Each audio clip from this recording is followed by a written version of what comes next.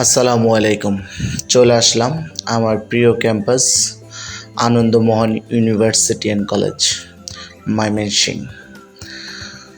তো ওয়েদারটা আজকে খারাপ ছিল, হালকা হালকা বৃষ্টি ছিল, ওরকমভাবে ভিডিওটা করতে পারিনি।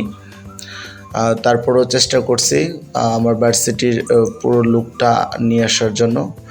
আর যেহেতু আজকে আমার ময়মনসিংহ আসার মেন কারণ হচ্ছিল আজকে আমার ফাইনাল ইয়ারের মাস্টার্সের ফাইনাল ইয়ারের ইনকোর্স এক্সাম ছিল, অর্ধবার্ষিকী এক্সাম ছিল, যার কারণে আসা। এই হচ্ছে আমার ইউনিভার্সিটির মানে মেন গেটের থেকে শুরু করে ফার্স্ট ফটো। এরপরে আস্তে আস্তে আমি পুরোটা লোক ভার্সিটিটা ঘুরে আমি আপনাদের দেখাবো। তো আমি এই যে ভার্সিটির ভিতরে ইন করছি।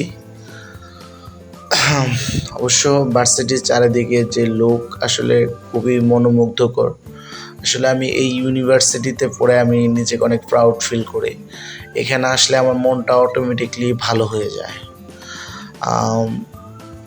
যদিও ওভাবে আসা হয় না। এখানে যে মেন ফটক রয়েছে, এখানে যে দুজন ব্যক্তি, ওনারা হচ্ছে ভার্সিটির প্রতিষ্ঠাতা। যেহেতু আনন্দমোহনই হচ্ছে মেন, তারপরে হচ্ছে ওনারা পরবর্তীতে এটা হচ্ছে মুক্ত মঞ্চ। এখানে খেলার মাঠ আছে, ওপাশে হচ্ছে হোস্টেল আছে। এরপর হচ্ছে আমি আরেকটু ঘুরে দেখাবো আপনাদের। সেটা হচ্ছে আমি আসলে যে ডিপার্টমেন্টে আজকে আমার এক্সাম ছিল, মূলত আমি প্রাণী বিজ্ঞানের মাস্টার্সের ফাইনাল ইয়ার একজন স্টুডেন্ট।